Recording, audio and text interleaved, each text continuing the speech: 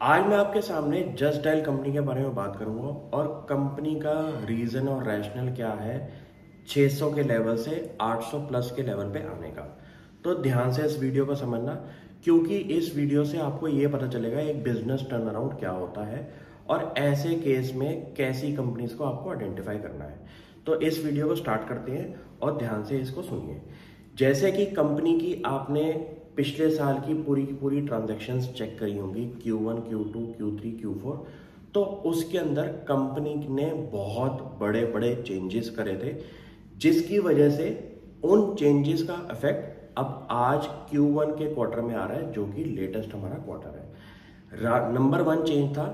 Company की core board of directors की जो टीम थी, उसके अंदर सबसे बड़ा चेंज कि रिलायंस इंडस्ट्रीज ने जब इस कंपनी को खरीदा तो उन्होंने अपने सीनियर मैनेजमेंट के 4 की प्रोफेशनल्स को इस कंपनी की बोर्ड की सीट में डाला। उनका अगर एवरेज एक्सपीरियंस में चेक करूं इंडस्ट्री का और एक्सपीरियंस इन रिलायंस इंडस्ट्री, तो वो मोर देन 15 ईयर्स का आ रहा था और वो कोर कंपनी के रिलायंस ग्रुप के एम्प्लॉयज थे। ऐसे लोग अगर एक कंपनी के अंदर घुसे जो कि एक स्ट्रगल कर रही थी अपने रेवेन्यू ड्राइवर्स और शेयर होल्डर रिटर्न के अंदर, तो ये एक की क्राइटेरिया होता है कि जब बिग मैनेजमेंट चेंज एक कंपनी में घुसे और उसके आफ्टर इफेक्ट्स थोड़े टाइम के बाद आपको दिखना शुरू हो जाए, तो इतना पता चल जाए कि एक बात तो पक्की है कि बिजनेस का स्टेबलाइजेशन शुरू हो चुकी है और अब बिजनेस टर्न अराउंड होने की गुंजाइश बन सकती है। अब इस केस में क्या हुआ है कि Q1 के अंदर कंपनी के ऑपरेटिंग एबिटा मार्जिन जो है वो 15% के आसपास के आ चुके हैं, जो कि लास्ट ईयर अराउंड 4-5% का था। कंपनी का जो बिगेस्ट एक्सपेंस है एक्सपेंसेस के अंदर, वो है एम्प्लॉय कॉस्ट, जो कि अराउंड 74% है हमारी total percentage of the revenue. इतना पता चल गया है कि टेक्नोलॉजी कंपनी अगर आपको ऑपरेट करनी है तो उसका सबसे बड़ा कॉस्ट ये होता है कि एम्प्लॉय कॉस्ट क्या है। इस केस में अगर कंपनी एक लेवल पे स्केल करने के बाद अपनी percentage of contribution from employ cost अगर थोड़ी सी कम कर दे, तो मुझे लगता है कि ये स्टॉक आपका और अच्छी तरह से ग्रो हो सकता है। अब ये बात पक्की है कि कंपनी के यूनिक विजिटर्स जो हैं एक क्वार्टर के अंदर 170 मिलियन के जो हैं,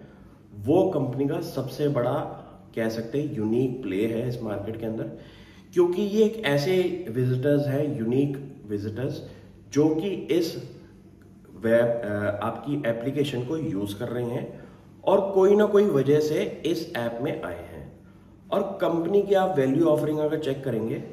तो आप ये कह सकते हैं कि जस्ट डायल एक बेसिकली सुपर ऐप है, जहां पे डिफरेंट वर्टिकल्स जो है वो बहुत ज्यादा है, जिसकी वजह से हर यूनिक विजिटर के लिए एक बेनिफिट जरूर दिखाई देता है। जैसे कि अगर आपको कोई फूड रेस्टोरेंट के बारे में जानना है तो जस्ट डायल पे लोग जाएंगे, उसके रिव्यूज चेक करेंगे और वहां से आपको कुछ कूपन्स भी मिल सकते हैं अपने ऑर्डरिंग के लिए। आपको अगर टिकट बुकिंग करनी है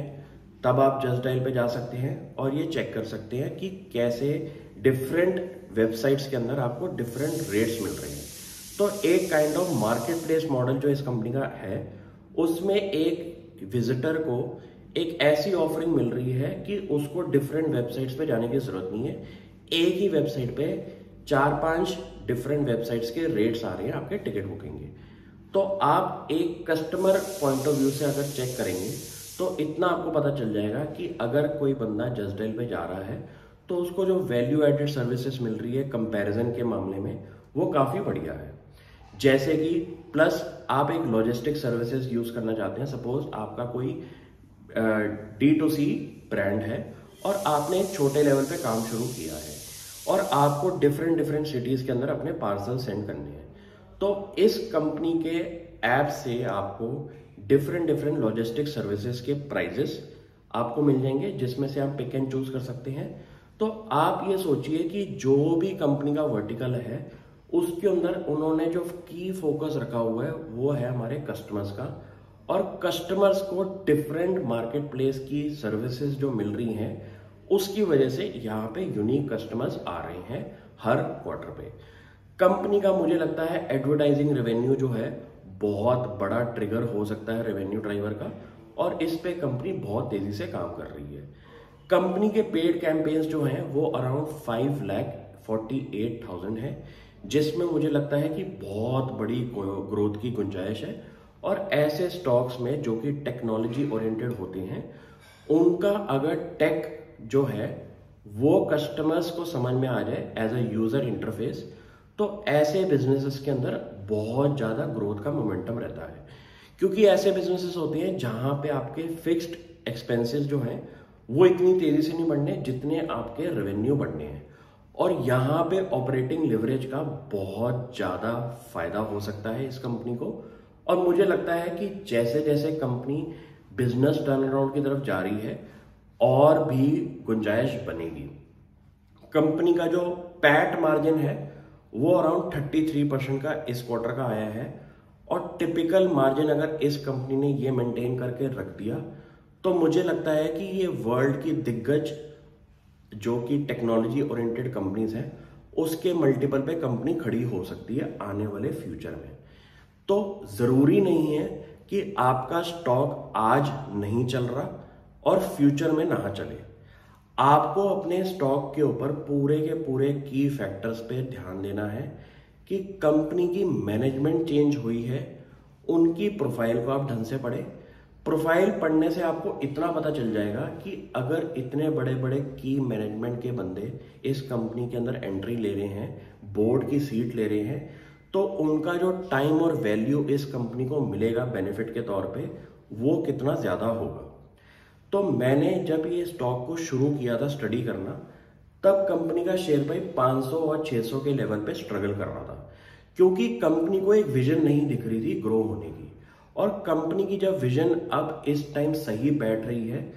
वहां पे मुझे एक कंपनी का ग्रोथ ड्राइवर अब दिखाई दे रहा है। तो कभी कभी आपका स्टॉक ऐसा हो सकता है कि सही चेकलिस्ट बनाने के बावजूद भी आपका स्टॉक ना चले, लेकिन इस केस में आपको अपनी पेशेंट इन्वेस्टिंग रखनी है, क्योंकि अगर आपके वैल्यू पॉइंट्स जो आपके क्राइटेरिया के हैं वो सही हैं और उस पे कंपनी धीरे धीरे काम करते हुए दिखाई दे रही है, तो इसमें कहीं ना कहीं एक टाइम के बाद री रेटिंग जरूर बनेगी,